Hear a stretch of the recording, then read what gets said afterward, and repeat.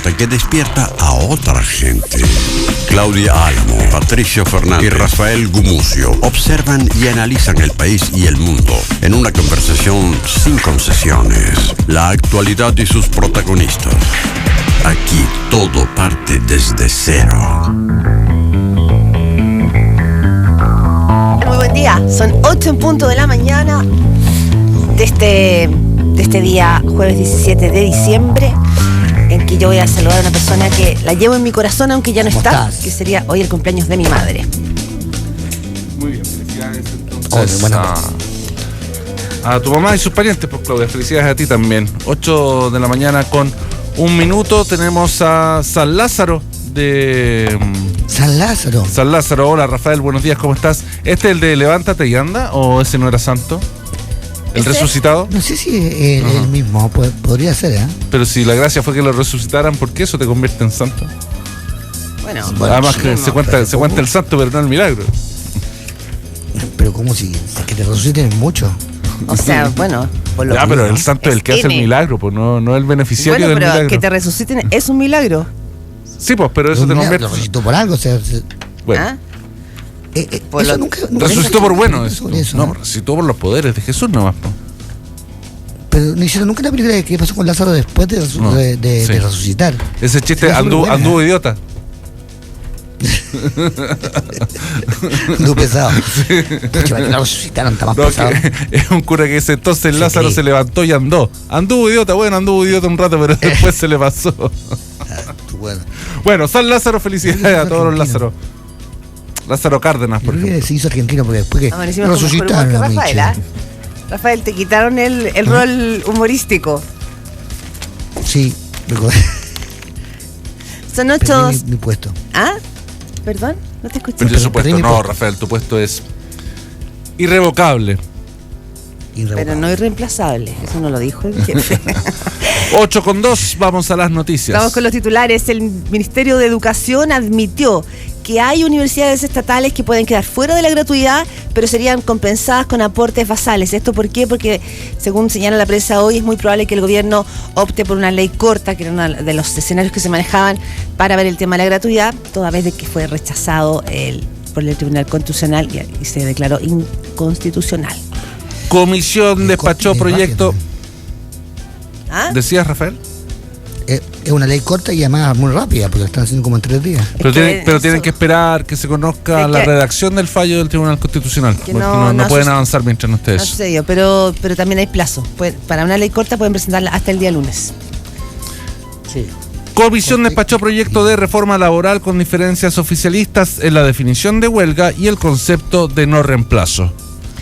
Y tenemos también como noticia que la comisión investigadora por el caso Cabal apuntará a la salida del administrador de la moneda. El informe de los diputados va a cuestionar la permanencia en el cargo de Cristian Riquelme. El Senado ratificó de forma unánime a Jorge Bermúdez como Contralor General de la República.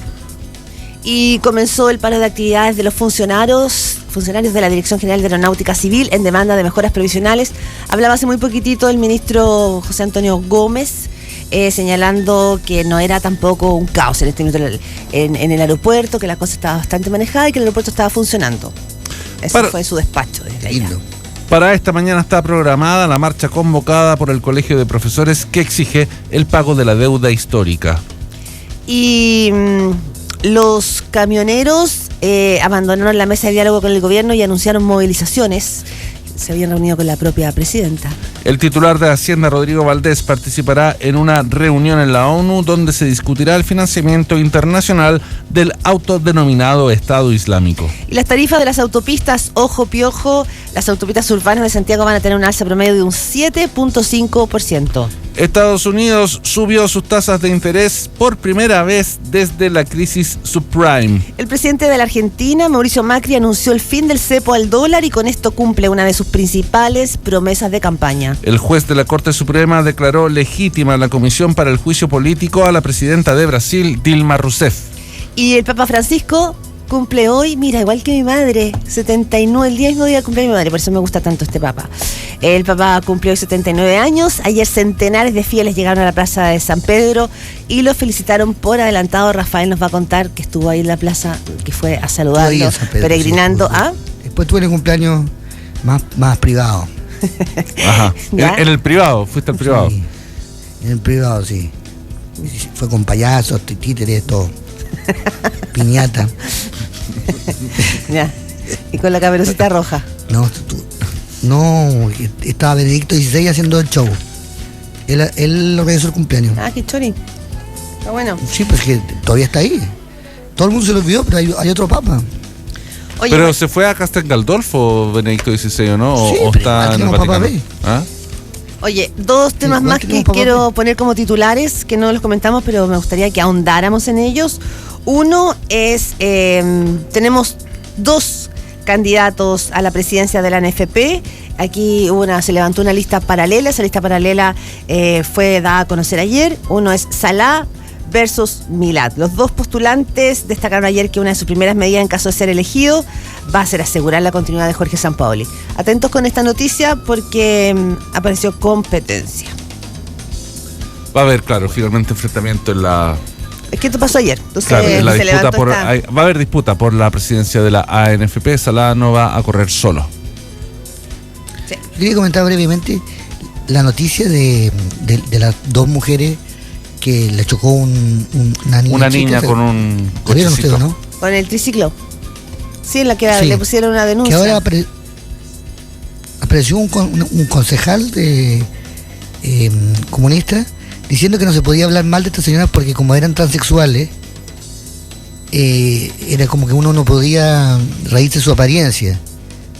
Pero yo estoy empezando a cabrearme con esta idea de que no se puede uno reír de la apariencia de nadie. O sea, cuando la apariencia de alguien no es elegida, o sea, si alguien nació sin un brazo, sin una pierna, es cruel, pero cuando alguien escogió hacerse lo que se hicieron estas señoras en su cara, yo creo que, y en su cuerpo, digamos, porque uno no podría reírse.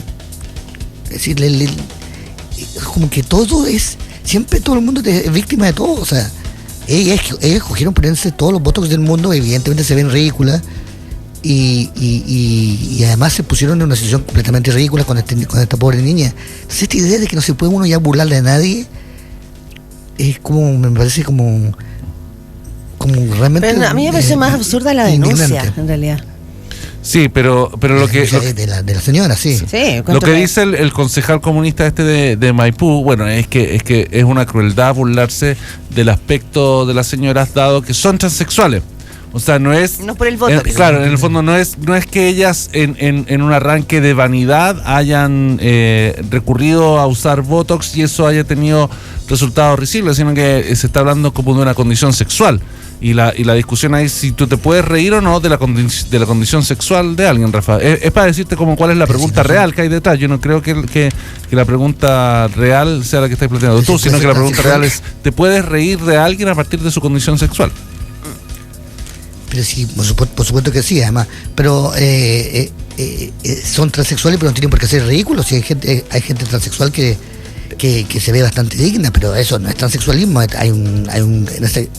En esas personas hay un grado de locura, digamos. Bueno, pero también hay matices porque... Lo que se hicieron con el cuerpo. Sí, porque ayer las hermanas Montero, ellas se llaman Patricia y Silvana Montero, funcionarias de la municipalidad de Maipú, son como asistentes del área de finanzas, de administración del municipio, hablaron con Chilevisión, no dieron la cara, pero sí hablaron como a través de la puerta de su casa, una de las hermanas, y dijo que estaba muy muy afectada por esto, que los comentarios y las burlas le habían herido muy profundamente, y dijo, si me pudiera colgar, me colgaría. No. En serio. Y además dicen que ellas en realidad no tenían un problema con la niña ni con su mamá, sino que querían que se hiciera responsable el dueño de los autitos que se arriendan ahí en la plaza de Maipú, y que querían los datos de la niña porque si tenían que llegar a cobrar un seguro por la atención de salud que hubiese requerido la señora, tenían que hacer una constancia. Esos son los matices que introdujeron ayer estas dos hermanas, estas dos funcionarias de la municipalidad de Maipú, según su versión. Pero es evidente que esas dos personas son exhibicionistas, que quieren mostrarse, porque dos hermanas que son transexuales al mismo tiempo, es rarísimo, ¿no? Eso sí, y que creo que ese es un punto. Ese daño en la cabeza. Infrecuente. La cara. O sea, como que uno no puede reírse o no puede señalar nada. Entonces, vamos a vivir en un mundo en que no se puede decir nada a nadie. Pero pasa, yo creo que son, pero Rafa, va a tener que... Rafa, ¿sí? Lo que yo creo que pasa normalmente cuando hay cambios importantes en las maneras de funcionar de las sociedades, no es que las cosas parten equilibradamente.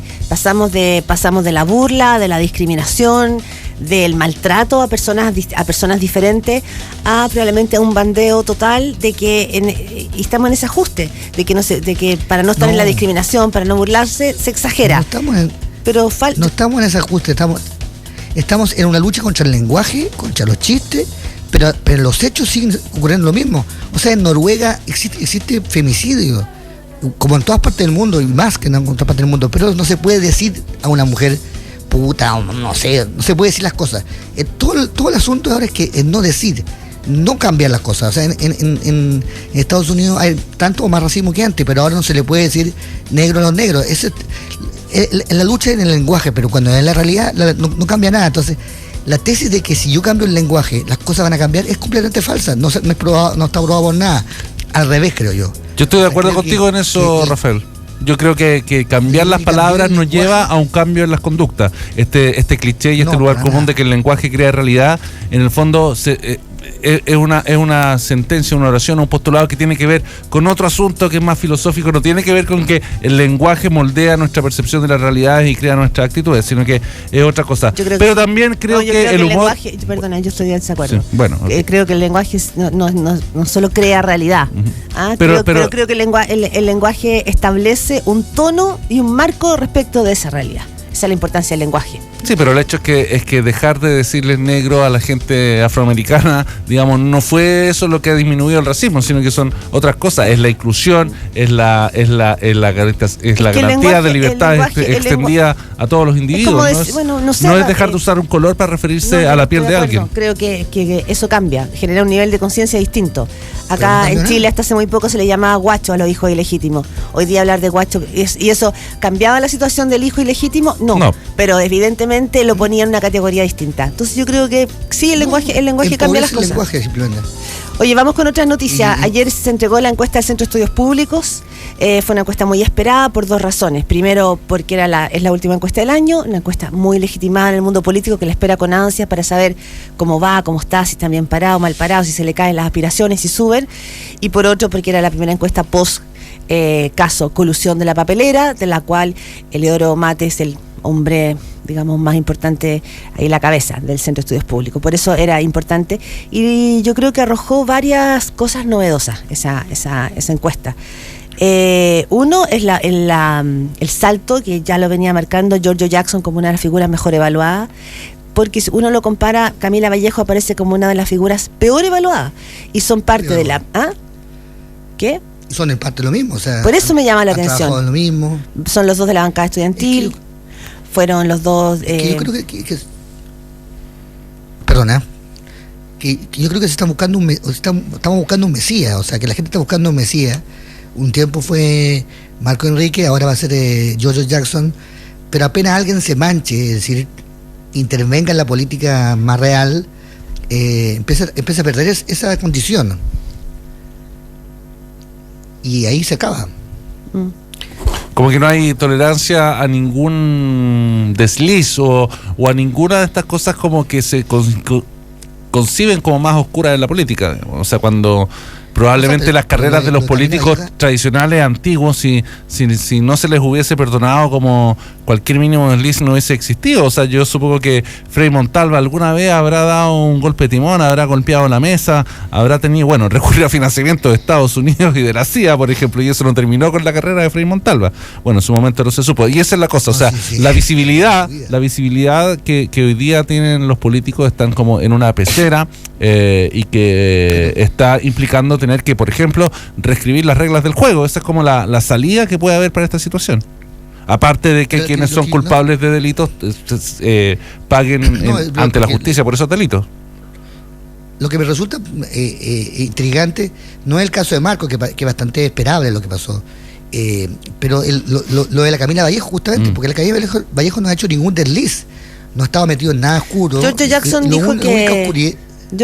dijo que él pensaba que esta caída y este tropiezo de Camila Vallejo se debía más bien a que ella pertenece a un partido político más tradicional, como el Partido Comunista, y el Partido de la Nueva Mayoría, que evidentemente estar en la Nueva Mayoría hoy también tiene costos políticos. Camila Vallejo es una parlamentaria oficialista, Giorgio Jackson no. Esa es como la principal diferencia. Sí. Oye, y yo en algo que no me cierra mucho y creo que no estoy muy de acuerdo a la primera, Rafael, es que al poner la figura de Giorgio Jackson tú dices que aquí les está buscando a un mesías. Más bien tiendo a pensar que no tiene mucho que ver con eso. Si uno cruza otras encuestas como la que entregó Mori hace poco, lo novedoso es que una mayoría ciudadana no se siente hoy entusiasmada por ningún liderazgo.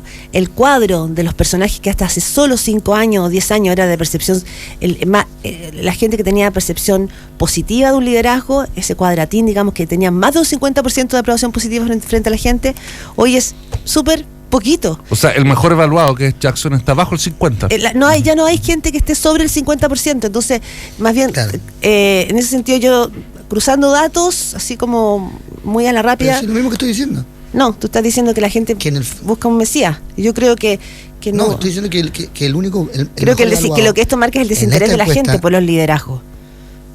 Por supuesto. No, eso es tanto el desinterés que alguien como Camila Vallejo, que puede pensar más o menos parecido a Giorgio Jackson, es mal visto por ser parte de un partido político, por ser parte de del conglomerado de gobierno. Lo otro, respecto del tema presidencial, también yo creo que tiene...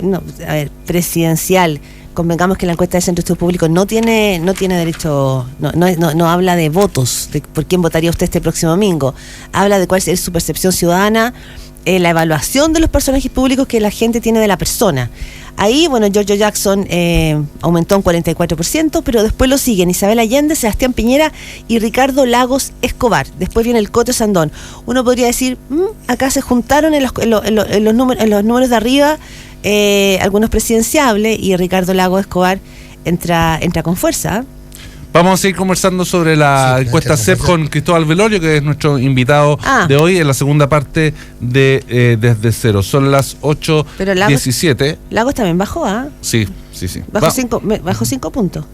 Está complicado el gobierno, sigue complicado el gobierno, Rafael, Claudia, con los obstáculos que han surgido en este camino para la gratuidad. El problema ahora se suscita por el hecho de que al haber una ley corta se establecerían criterios para que el beneficio sea atribuible a las universidades, como ciertos años de acreditación, en torno a los 4 años de acreditación, pero en el grupo de universidades estatales hay planteles que no cumplen con ese mínimo de acreditación, y por lo tanto se crearía la paradoja de que la gratuidad iría a algunas universidades públicas, a algunas universidades privadas, pero habría este grupo de universidades estatales que no tendrían gratuidad, y eso es una dificultad compleja, un laberinto difícil del cual salir. ¿Por qué? Bueno, porque en el fondo el argumento de que acá se limitaría la exigencia de años de acreditación, que era parte del proyecto de ley original, en la glosa de gratuidad que iba en el presupuesto, que es lo que fue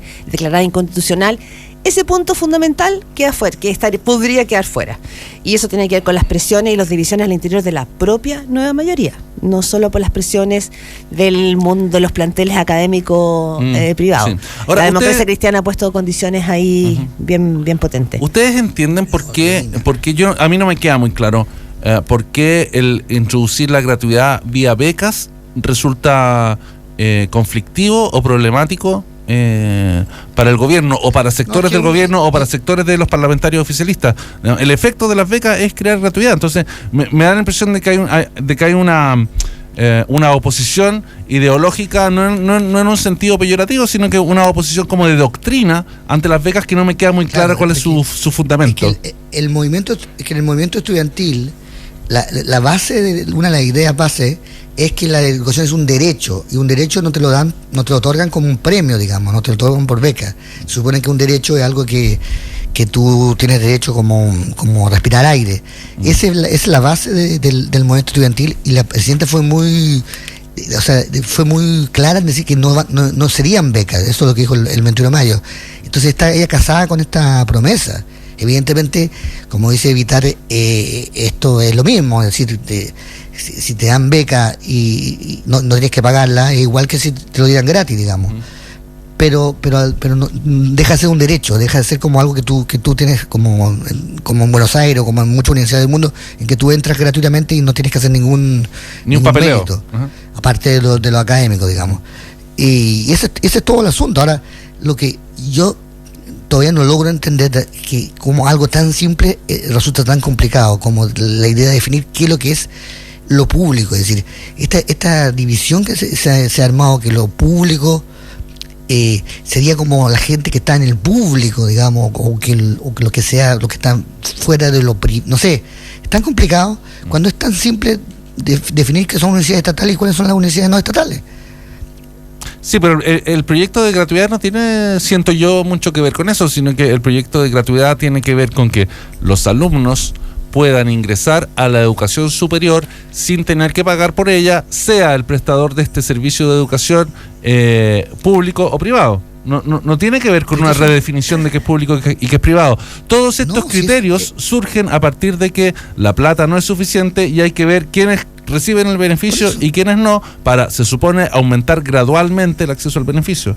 Pero no veo por dónde esto requiere una redefinición de las fronteras entre lo público y lo privado, o cuál es el carácter público y cuál es el carácter privado.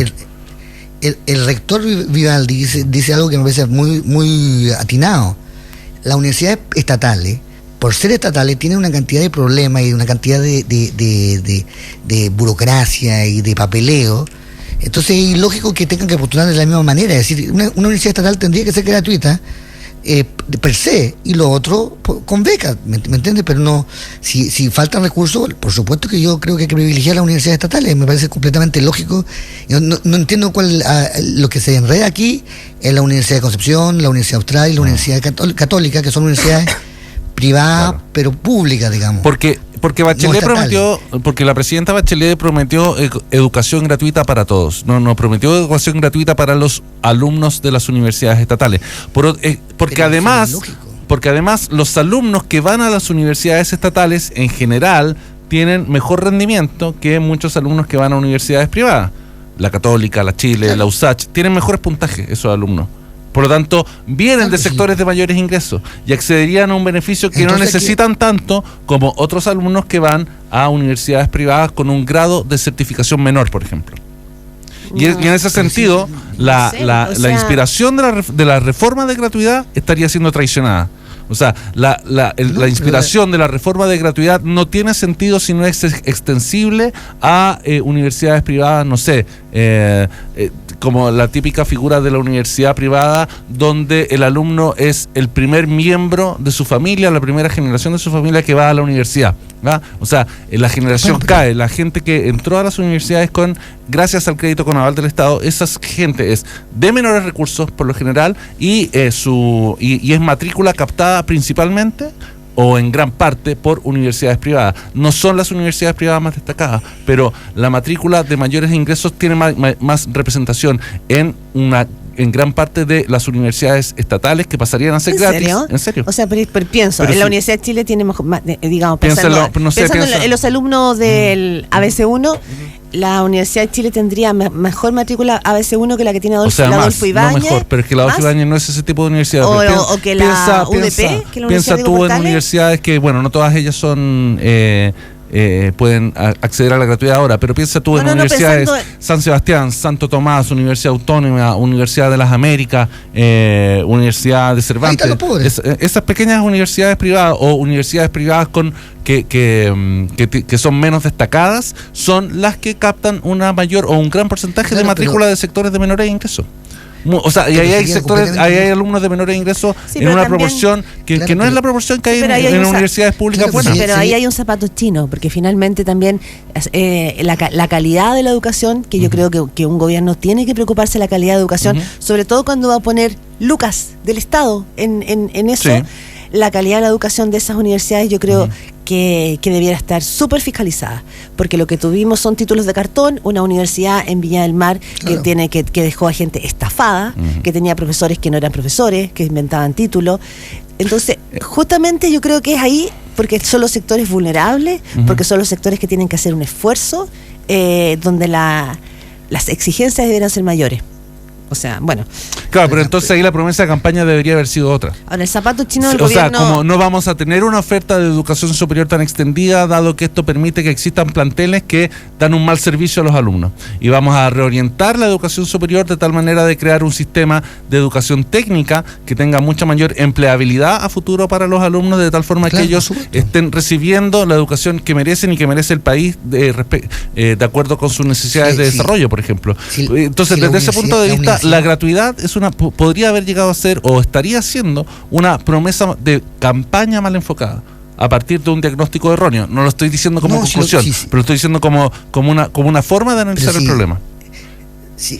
Todo se yo encuentro que esos temas son tan técnicos que no hay comisiones que se pongan de acuerdo. Yo no me atrevería a dar una opinión respecto de lo que habría que hacer en la educación. Pero Claudia, el problema es el siguiente. Digamos, a que evidentemente había un problema político, de falta de previsión del gobierno, era una reforma muy emblemática, iba a tocar muchos intereses, no solo intereses de sus comillas, de diferendos políticos, sino que también al interior de la propia coalición oficialista, y uno esperaría que por lo tanto hubiese habido mayor prolijidad, porque además venían otros proyectos desprolijos. Pero yo no me animo a dar un consejo respecto a cómo hacerlo, porque uno ha visto tanto experto en educación, tanta comparación con los países de la OCDE. Rafael se anima. Ya. Vamos con ese consejo. Yo me animo totalmente porque se hace en todas partes del mundo igual. Hay una universidad estatal en cada región que debe ser buena y que debe ser gratis. Y se acabó. El problema es que se acabó. El hecho de que cada persona tenga que ir a la universidad es un absurdo, no tiene ningún sentido. Las universidades son para crear élite. Las universidades son selectivas y tienen que crear que los mejores vayan. No puede ser la universidad un lugar donde uno tiene que, como una especie de derecho, como tomar agua. Es decir, ¿desde cuándo? ¿Desde cuándo la universidad es como un lugar donde tiene que uno por obligación pasar? No se entiende como eso, ¿me entiendes? Es que es distinto esa noción de universidad y la noción de el plantel que te prepara para la vida laboral. No es necesariamente lo mismo. La universidad no es necesariamente solo el plantel que te entrega un título para poder ejercer cierta profesión o cierto oficio. Y en ese sentido, es eso y lo otro. Las instituciones como públicas tienen que ver con otro rol, que es el de difundir el conocimiento, crear conocimiento nuevo, bla, bla. Cambio un poquito de tema, porque como todavía no sabemos cuál va a ser finalmente el camino que tome el gobierno, se presume que va a ser una ley corta para poder resolver el tema de gratuidad. A otro tema que me parece que es súper relevante, que tiene que ver con el caso Soquimich. Lo encuentro súper relevante porque en las últimas semanas se ha instalado un nuevo argumento, que yo creo que ahí lo lideró Enrique Correa, de que el financiamiento de la política no era un acto de corrupción. Algo similar dijo Fulvio Rossi cuando dijo: no siento que haya hecho nada ilegal, estaba en la ley que las empresas pudieran financiar las campañas políticas. Y también Marco Enrique Minami, a la salida de la Fiscalía, dijo: no he hecho nada ilegal. Y esto, ¿por qué lo planteo? Porque ayer, hace ya 9 meses, que Soquimich contrató a un estudio de abogados en Estados Unidos, y quien emitió los informes ayer. ¿Y qué dice este informe? Que fue una investigación encargada por la empresa, que no habían pagos a funcionarios públicos que fueran para inducirlos a su favor. Es decir, que no habría cohecho en esos aportes que Soquimich entregó a funcionarios públicos. Dice también que esta conclusión deja a la minera no metálica, va a cerrar un flanco, ¿saben dónde? En Estados Unidos. Este es un informe con los accionistas de Estados Unidos. Más que con los accionistas, con la ley norteamericana. Y lo explica muy bien en una entrevista a Juan Antonio Guzmán, que es el presidente del directorio Soquimich, que finalmente este informe es un informe pensado a la luz de la ley americana, no de la ley chilena. Porque es allá donde Soquimich enfrentaba un escenario mucho más adverso, porque los estándares son mucho más altos. Claro, y tiene que ver con el gobierno interno de la compañía, no tiene que ver con los políticos. O sea, esta investigación no es sobre los políticos, sino que sobre los funcionarios de Soquimich o el actuar de Soquimich respecto de la clase política chilena, los dirigentes que se vieron beneficiados con estas boletas ideológicamente falsas. Por ejemplo, es una cuestión como de... Pero es que a mí me llama la atención porque, por ejemplo, a Juan Antonio Guzmán se le pregunta, dice, ¿qué efecto tiene esta revisión del grupo de abogados en la situación de Pablo Wagner, es subsecretario de Energía, de Minería del gobierno de Sebastián Piñera, que fueron las primeras boletas que se encontraron? Y él dice, Mire, este informe, el de los abogados norteamericanos, busca evaluar la potencial obligación que puede tener la empresa bajo la ley americana. Es solo para respaldarse al frente a la ley. Y esa ley no está buscando un personaje político chileno. No, obvio que no. Está interesante lo porque está haciendo Sokimich para demostrar que cumple las leyes estadounidenses, pensando en sus accionistas extranjeros también. Y en el valor de sus acciones fuera de Chile. Entonces la pregunta que uno se debiera hacer es ¿cuáles son los estándares éticos? Porque este informe finalmente creo yo que de alguna manera borra con el codo el mea culpa de la ética que el mundo empresarial está haciendo en casos como este. Porque aquí solo lo que vale es lo que diga la ley americana, o vale cuáles son tus criterios de funcionamiento. Yo creo que pueden ser esferas distintas. Los estándares americanos no son más altos que los acá. No, en temas como libre competencia sí, o sea, todo el caso FIFA estalló porque los estándares americanos son de libre competencia y de reglas contra el cohecho y los sobornos son más altos, por Rafael. Pero en el caso de la política y el dinero tienen estándares mucho más laxos que los nuestros. Tienen a Donald Trump de candidato, pero o sea, lo que aquí se hace de manera ilegal, allá se hace de manera legal nomás. O sea, tú armas un grupo y ese grupo financia a los políticos que tú quieras financiar. O sea, lo que bastante más fácil que acá. No sé, José Antonio Guzmán, digamos que es de las personas que encargaron este informe, dicen que la idea acá en este informe era ver si había una evidencia de que los pagos que hacía Sokimich servían, comillas, para temas de corrupción, y añade, tal como es definido en el FCPA en Estados Unidos. Sí.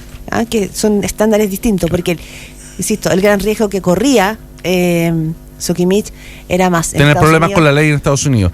Entonces no va a tener problemas con la ley en Estados Unidos. No sabemos. Este informe sería una forma de empezar a evitar problemas con la ley en Estados Unidos. Sería una precaución ante eventuales problemas. Pero no creo que eso libere éticamente a quienes en Sokimich estuvieron involucrados en estos pagos irregulares. No, ellos dicen este informe ni tampoco a quienes lo recibieron. No tiene este informe una finalidad de culpar a la persona A, B o C. Entonces, tiene que ver con la defensa, finalmente con la defensa en Estados Unidos. Por eso, insisto, la pregunta que se abre es, entonces, ¿cuáles son los estándares éticos con los cuales se analiza una situación como la de Sokimich? Eso es lo que... Pero claro, lo que hemos discutido muchas veces aquí también, es que el acuerdo Lago-Longueira, de alguna forma, deja en claro que el sentido de que la empresa tiene que financiar a la política y que la política tiene que ser financiada de manera empresarial.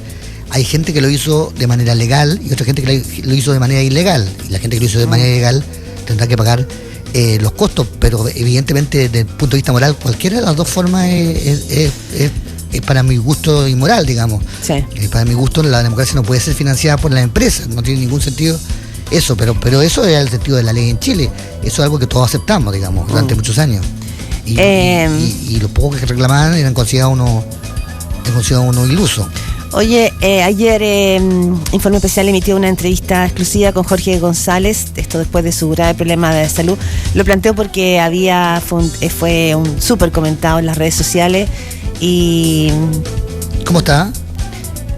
Se lo ve, bueno, en recuperación. No bien, pero no mal tampoco. O sea, habla distinto, se mueve distinto, está como... ¿Encontré tan humano como... ¿Como Narea? ¿Ah? No habla como Narea. No. Se comentaba que su hijo mayor, en las redes sociales se comentaba que el hijo mayor se parecía un poco a Claudio Narea. ¿Lo viste lo guapo? No, guapo, el hijo es guapo. 8:33 de la mañana. Llegó el momento de sorprender a los que quieres con tus tarjetas de crédito Corbanca. Compra en 12 cuotas sin interés. Infórmate en corbanca.cl.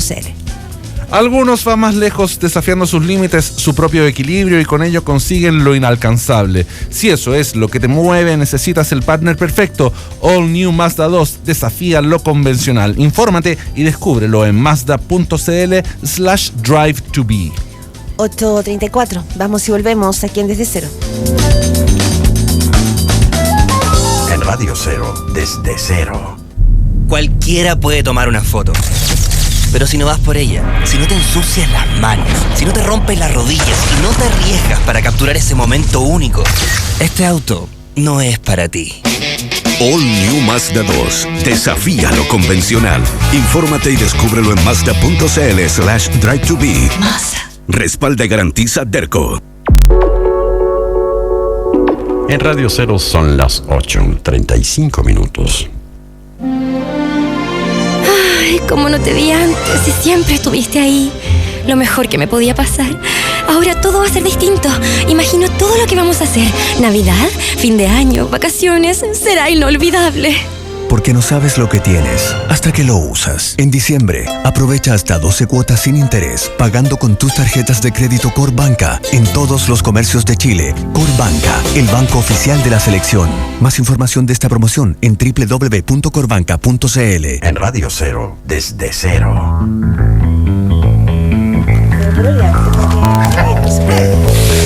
8 de la mañana y 35 minutos, Claudia Álamo. Tenemos a don Cristóbal Belolio aquí con nosotros. Más un gusto porque el muchacho está viviendo en Londres, se lo ve poco por aquí. Muy buenos días. Buenos días, gracias por la invitación. Estamos todos viendo en Londres ahora, parece. Sí, está de moda. Me voy a poner Y todos con barba. Una onda. Sí, Tienes que ponerte los audífonos para escuchar a No, Rafael. te dice Rafael que están todos viendo en Londres. Ahora, está de moda.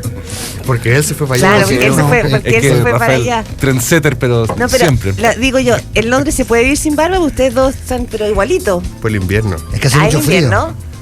Para protegerse. Síndrome de viejo pascuero o síndrome ISIS. Bueno, se puede pitutear de viejo pascuero también.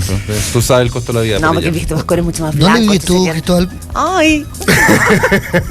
Ya, ¿dónde compraste la verdura? Cerca tuyo. Oh. ¿De dónde? En Camden, ahí en los barrios de Amy Winehouse. Ah, ya. Oye, o sea, ahí. Cristóbal Belolio, miembro de Red Liberal, académico también en el ámbito de las ciencias políticas. ¿Se le diría analista político o cientista político? ¿Cómo? De profesión yo soy cientista político, Ya, cientista filósofo político a esta altura, pero de oficio, analista. ¿Te fuiste hace cuánto rato?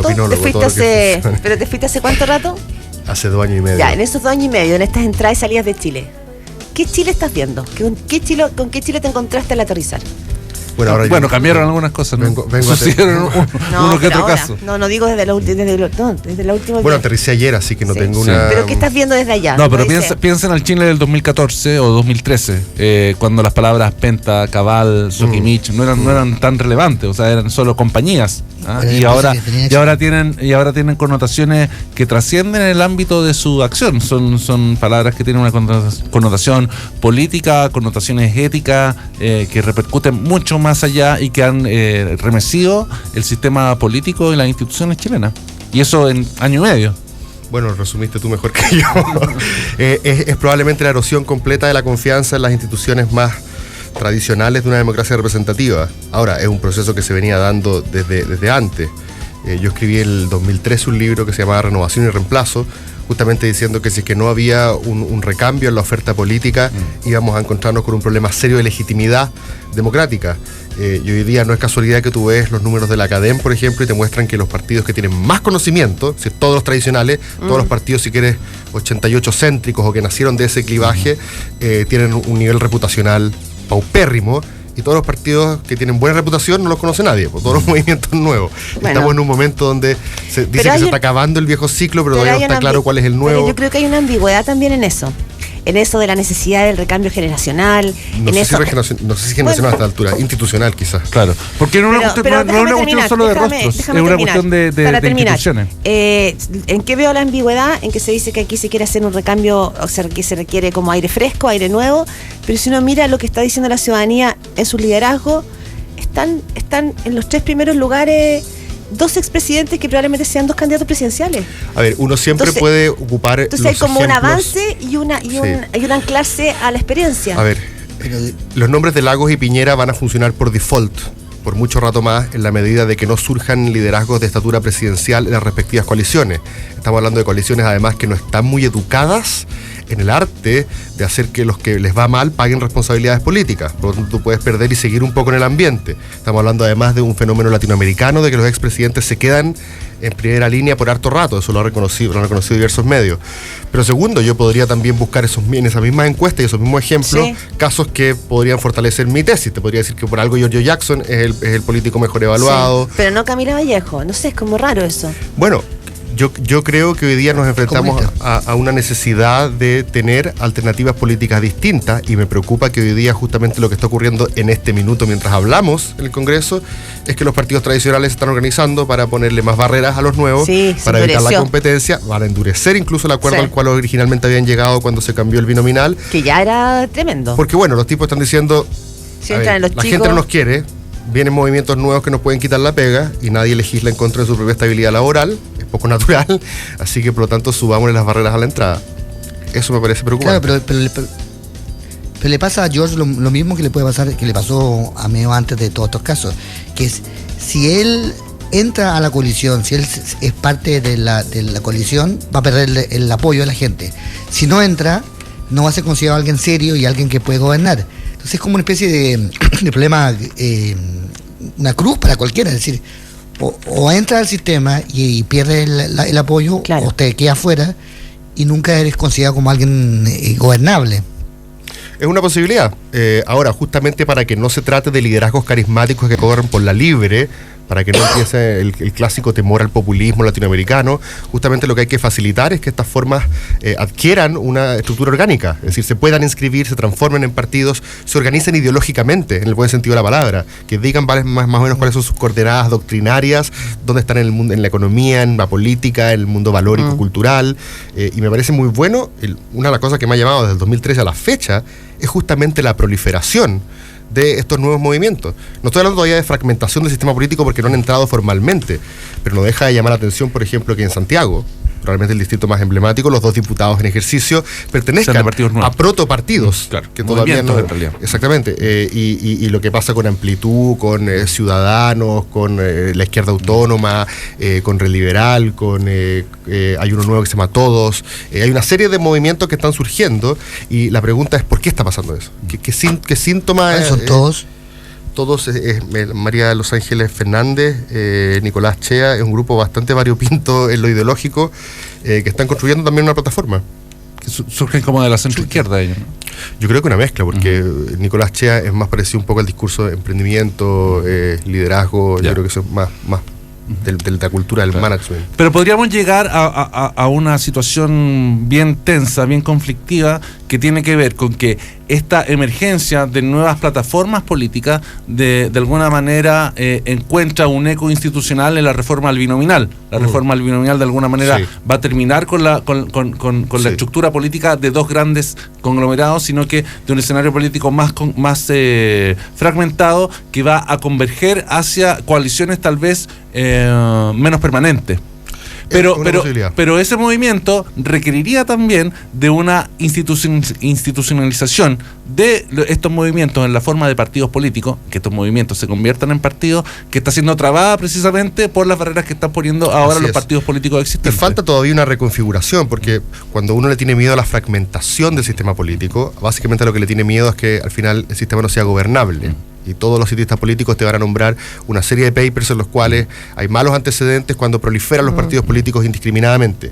Lo que pasa es que aquí estamos equivocados en no mirar lo que viene después. Después va a haber seguramente una reconfiguración. Estamos en este momento en el periodo de proliferación.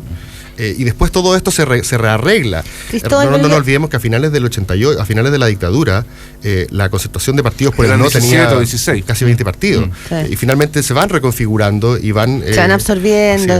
Pero tú dices, bueno, se esperaba una reconfiguración. Yo creo que ahora, hace menos de 2 años, cuando Michelle Bachelet asume como presidenta de la República, ella representaba un liderazgo que se diferenciaba notoriamente del resto de los liderazgos porque conectaba con esta ciudadanía. Y se esperaba que esa reconfiguración política la hacía su gobierno.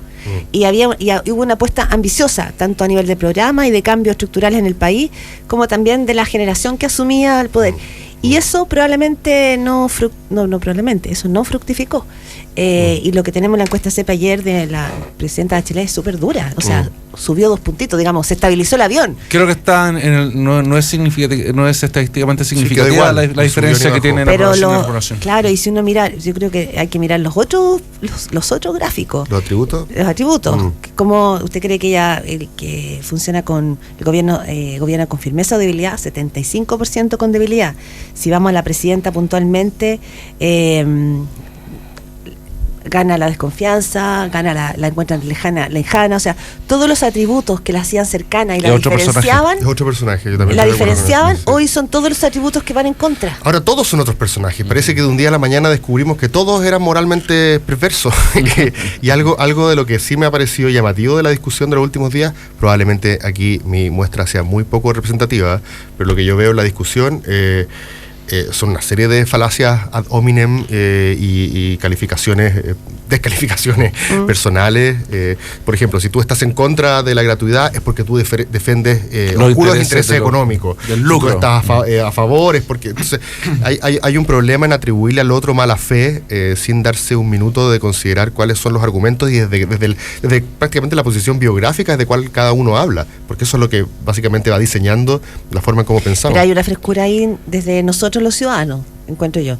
Y este ataque de moralina en que los vemos pasar y juzgamos a todos y cada uno por todo, por lo que dijo, por lo que hizo. Absolutamente. Una moralina... yo estoy hablando en todo sentido, los ciudadanos están incluidos y en es verdad, hay gente, te voy a decir una cosa horrorosa, la gente ha dado boleta, está la sospecha de cuánto esas empresas que financiaron influyeron en leyes y en votaciones, pero Obvio. estamos en un país donde salió el lunes más de un 70% de va del Transantiago. Probablemente la cantidad de gente que presta una boleta, te la devuelve. Por supuesto. Y siempre hay un artefacto justificatorio para eso. Sí. No, lo que pasa es que yo evado porque. Claro. ¿no? Que yo doy la boleta porque. Es un deporte nacional, así que por supuesto que hay un doble estándar en ese sentido. Sí, pero yo creo que sobre todo hay un problema de clase nomás. Hay mucha gente que siente que el país no lo manejan, no tiene ninguna incidencia sobre Sí. ni sobre su propia economía, digamos. Alguien que no puede ni manejar su propia economía porque debe más de lo que gana, evidentemente siente que todo el mundo está engañando y todo el mundo está estafando. Y creo que es bastante lógico, digamos. Sí, y lo que me parece también llamativo es que a esta altura el mito noventero del empresario que daba trabajo, y que era básicamente un modelo de virtud, está destruido. Y también el mito acuérdense que Chile también se vanagloriaba durante mucho tiempo de que, a diferencia de nuestros vecinos, contábamos con una clase política austera, de la cual había que enorgullecerse, con valores republicanos, con amistad cívica y una serie de otros de... Ahora yo sigo pensando que nuestra clase política es notoriamente mejor que la de varios de nuestros vecinos. Pero algo pasó que se corrió el velo. Así aquí no hay políticos que tengan un Ferrari rojo, como en países vecinos. Está bien, pero eso puede ser más tropical, quizás. No sé, si no es un país tropical. Por eso, pero que aquí aquí la austeridad es por un lado, pero por otro igual estáis jugando. Bueno, pero tú, claro, yo no me imagino a Jovino Novoa en un Ferrari rojo, pero no necesito verlo en un Ferrari rojo. ¿Pero te imaginas a Iván Moreira en un Ferrari rojo? Sí, un poco más. ¿Sí?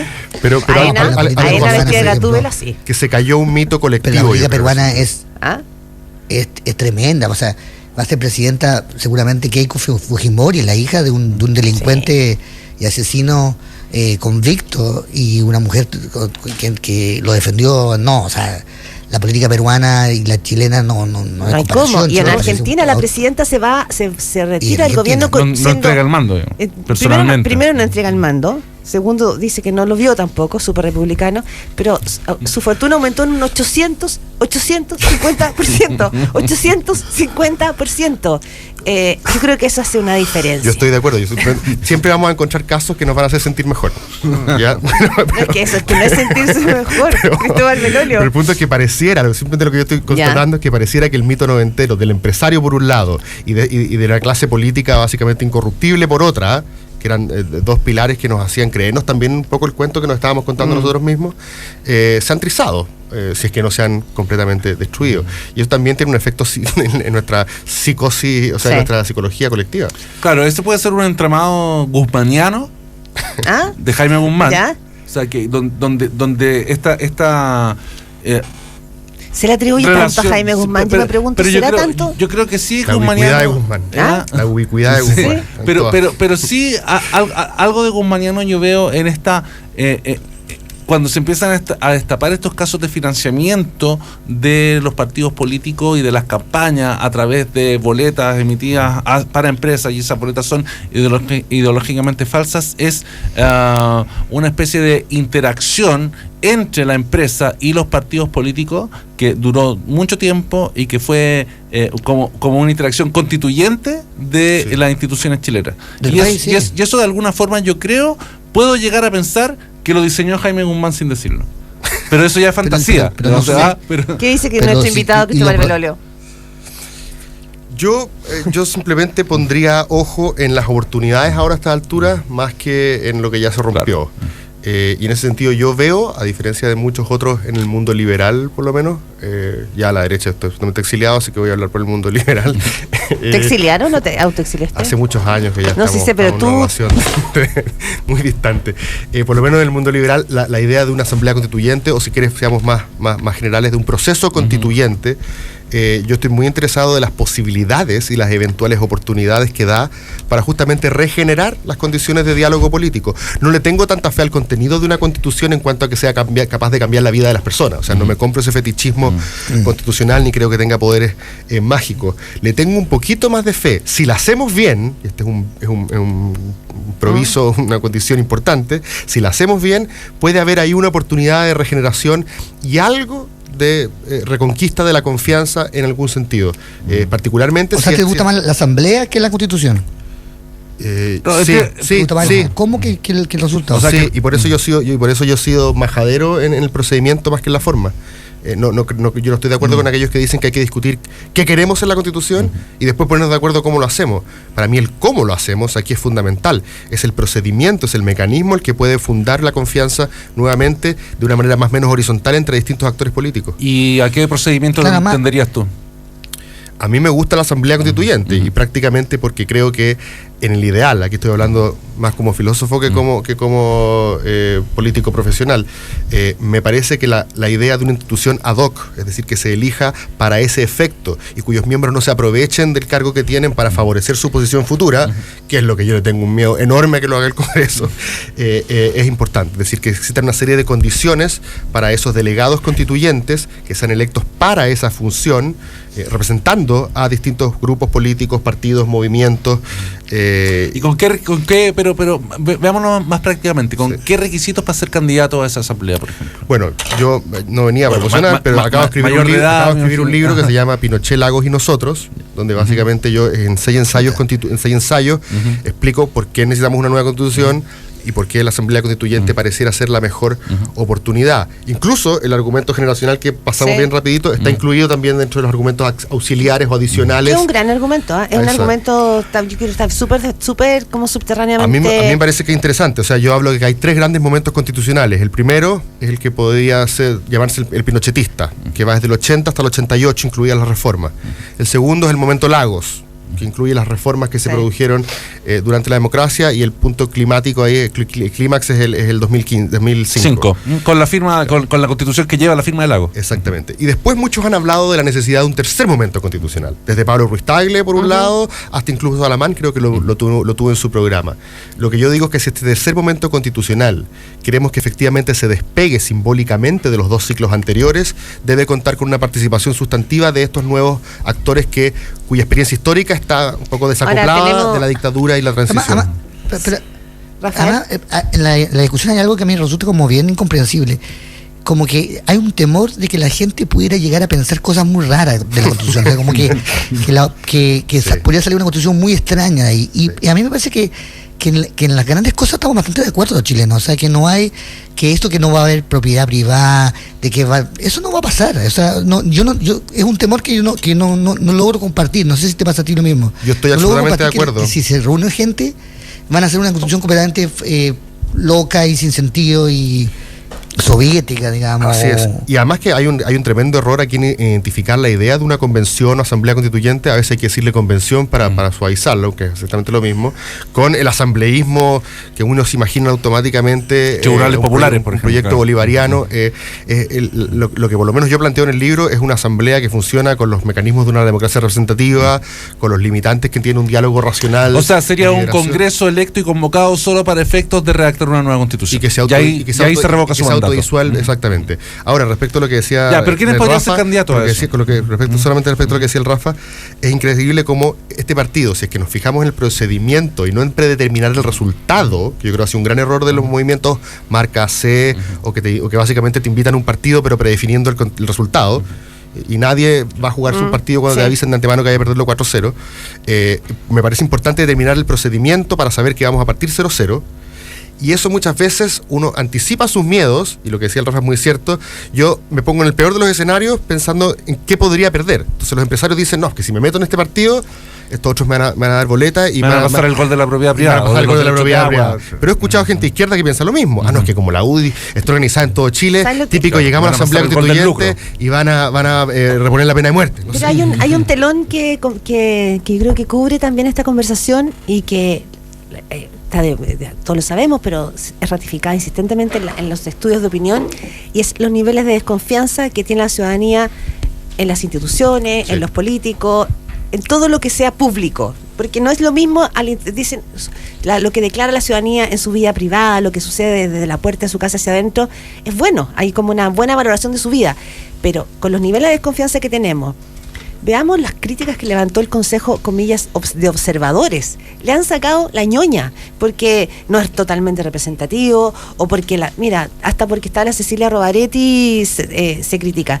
Yo digo, ¿con qué legitimidad? ¿Por qué se critica que está la Cecilia Robaretti? Carlos Peña lo dijo recientemente, porque consideraba que perdía imparcialidad, esto de tener un programa de radio y ser parte. Porque un periodista no puede estar ahí. El rol fiscalizador de los medios versus participar en una iniciativa de un gobierno. Bueno, entonces... ¿Y el observador que había en este programa? ¿Dónde está? Nuestro está descalificado. Bueno, justamente lo tuvimos que sacar. No, está de viaje, vuelve el lunes. Ya, no lo sacaron por su rol de observador. No, es un orgullo que sea parte de este grupo de observadores.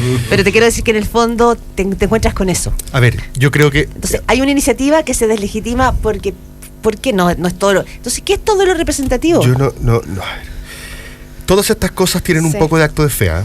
Claro. Y cuando yo hablo de esta asamblea constituyente ideal, hay una serie de condiciones que finalmente hacen que las personas que están más participando del día a día me dicen esto va a ser imposible hacerlo. Las objeciones prácticas yo las entiendo. Y también entiendo que hay un ánimo de desconfianza que se impone como una especie de nube negra en algunas... Pero además, otra cosa, un dato de la CEP de ayer. Un 40% de la gente dice que considera ir a votar para las municipales de este año, del 2016. Y eso... 40 es razonable. Claro. ¿Te parece razonable? Ahora, es poco. Me parece importante que también aquellas personas que están participando en las tribunas de opinión más importantes, aquellas personas que están en cargos de representación, también sean capaces de tratar de llevar el barco hacia, digamos, el océano de la buena fe aquí un poco. Los observadores, básicamente, independientes de sus problemas de representatividad o de que haya faltado mujeres o gente de regiones o que la derecha esté sobre representada, porque todos tenían... otras etnias todos tenían una crítica que hacer. Minorías sexuales. Por supuesto que faltaba alguien para representar a cada uno de los mundos. Esa fantasía media corporativista que tenemos respecto de estas comisiones. Pero, básicamente, el grupo observadores tiene una función particular, que es exorcizar el fantasma del adoctrinamiento político que temía la derecha. La derecha decía, si le pasamos plata al gobierno para que en su primera fase del proceso constituyente, que es meramente pedagógica, esta etapa como de socialización constitucional, si en esta primera etapa nosotros le damos carta blanca al gobierno, el gobierno va a adoctrinar a nuestros niños en los colegios y a la gente en los cabildos para que piensen una serie de cosas. La presencia de la derecha importante en este grupo de observadores y el grupo de observadores tiene por fin evitar ese adoctrinamiento y que esa primera fase pedagógica de socialización o de educación cívica, si lo quieres así, sea lo suficientemente amplia, nada más. Ellos no van a redactar la Constitución y hay una serie de malentendidos al respecto. Y lo digo porque incluso los medios de comunicación a veces les cuesta entender esto. Yo leí diarios que decían que Carlos Larraín le había chuntado porque decía que la nueva Constitución la iba a redactar Inti Illimani y con no sé qué. Entonces apenas Juanita Parra llegó al Consejo Observador, toda la gente decía Don Carlos tenía razón, no en RN decían Don Carlos tiene razón. No tiene nada que ver una cosa con la otra. El Consejo Observadores no hace la Constitución, no tiene un rol sustantivo. Los Jaime no son los mismos que los Inti. Por supuesto, pero él nombraba a los guasos quincheros, nombraba una serie de grupos como para tratar de minimizar o en sentido relativo o caricaturizar el rol de los... Pero la crítica también viene por una cosa tan típica de este gobierno, que es como pensar que la gente que hacer una cosa y lo contrario, digamos. O sea, hacer una asamblea constituyente que no sea una asamblea constituyente, que hace como en la media, en vez de simplemente asumir el costo de lo que tú decidiste hacer e ir hasta el fin. Esta cosa de hacer como inventar como miles de instancias entre medias, leyes cortas, o sea, como empezar como la creatividad, cuando la verdad es que son bastante conocidas las formas como se hacen estas cosas. No entiendo yo esto. Era mejor hacer una asamblea constituyente de una que esta especie de enjambre de complicaciones que en el fondo solo van a complicar más y más y más. Yo creo que hay dos cosas distintas. Una es el patrón de improvisación, que yo estaría de acuerdo contigo. del gobierno. En lo segundo es que yo sí creo que este es un proyecto de largo plazo. Sí. El proceso constituyente debe entenderse porque es un proceso que requiere mucha agua en la piscina para generar lo que significa la densidad de un consenso constitucional. Hoy día en Chile, fíjate que hay básicamente 3 grandes grupos. Uno que quiere asamblea constituyente, otro que quiere nueva constitución, pero a través de vías, llamémosle, ya institucionalizada, el Congreso, y un tercer grupo que se niega a la idea de una nueva constitución. En ese grupo está hoy prácticamente la UDI, y no muchos más, porque incluso gente de Renovación Nacional o Evópolis ya están por una nueva constitución, pero por la vía parlamentaria. Y están haciendo sus propuestas constitucionales también. Así es. Yo creo que es importante que en esta constitución incluyamos a la UDI en esta conversación, y a la derecha también, porque una constitución supuestamente tiene que reflejar los mínimos comunes denominadores de la convivencia tiene que política. incluirlo todo. Así es. Y si hay que darse un rodeo, dar 2 pasitos para atrás, para volver a avanzar 3 para adelante, para ir a buscarlos a ellos, hay que hacerlo. Y eso me parece que es parte de la visión que tiene que tener un estadista en Chile. No tratar de ganar por un gol de rodilla en el último minuto cuando se trata de algo tan sensible como una nueva constitución. Son ya las 9 de la mañana. Ahora, ese proceso, ¿qué horizonte temporal le ves tú a ese proceso? A ver, por lo menos el itinerario constituyente que yo pongo en mi libro es un itinerario que nos va a tener con una nueva constitución recién en el 2020. O sea, un itinerario muy largo que incluye una serie de pasos. O sea, ya hay 2 años más de este gobierno que no va a estar, y el próximo gobierno tendrá que armar, y el próximo Congreso y eso no es malo, porque ustedes estarán de acuerdo conmigo que la presidenta Bachelet hoy creo que ya enfrenta suficientes dificultades, no solamente con su agenda en educación y laboral, ¿por qué? Sino además con las que le aparecieron de entre medio, que es la seguridad ciudadana y salud, y desaceleración económica eventualmente, o salud. Entonces creo que más encima echarse ahora, con 2 años electorales, la eso función de hacer una nueva constitución. Me parece que además constitucionalizar la próxima elección también tiene un cuento. Son ya 9:01. Cristóbal Velorio, muchas gracias por venir. ¿Cuándo está ese libro, Lagos Pirochini? Está ya todas las librerías del país, así que pueden correr, tratar de adquirirlo, una lectura... Para amigos secretos. Para amigos secretos, no hay mejor regalo para amigos Rafael, secretos. ¿algún encargo aprovechando que está Cristóbal Velorio acá? ¿Qué te voy a buscar a tu casa? ¿Qué se te quedó? Jugar de su parte, haberse ido justo en el momento donde Londres es para macho ahora. ¿Qué? Esos que se van para Navidad, esos que se van para el Año Nuevo, no son machos de verdad. Aquí hay que estar ahora en diciembre aquí en Londres. Bueno, te veo en enero yo. Cristóbal. Un abrazo. Te veo yo el año pasado lo pasé ahí. Cuando era macho. Bueno, te templaste porque... Vine a pasar las fiestas. Con mami. Sí. ¿Viste? Así es. Bueno, que esté muy bien. Chao. Gracias por escuchar. Chao.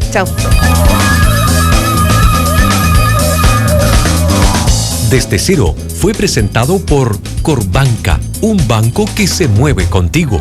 All New Mazda 2. Desafía lo convencional. En Cero son las 9:03. Hijo, lo pensé bien y para Navidad regáleme cualquier cosita nomás, ¿ya? Juan está en un aprieto con su regalo de Navidad.